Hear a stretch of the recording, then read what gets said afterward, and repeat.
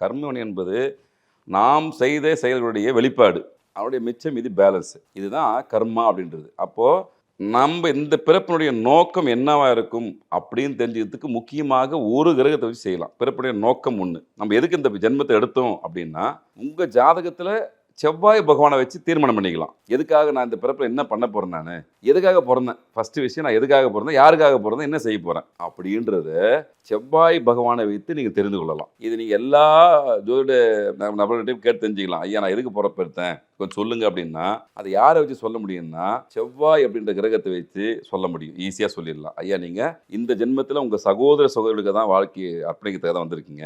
மனைவி விஷயத்தை விஷயத்தையும் நீங்கள் அனுபவித்து தான் வந்திருக்கீங்க. உங்கள் பசங்களுக்கு முழு நேரமாக இந்த செய்யறதுக்காக தான் வந்திருக்கீங்க. உங்கள் அப்பாவுக்கு செய்து வந்திருக்கீங்க. அந்த பிறப்புடைய நோக்கம் சொல்லிட்டு பிறப்புடைய நோக்கத்தை செவ்வாய் பகவானை வச்சு தெரிஞ்சுக்கலாம். டான் பிக்சர்ஸ் தயாரிப்பில் சிவகார்த்திகேயன் நடிக்கும் பராசக்தி திரையரங்குகளில் வெற்றி நடை போடுகிறது.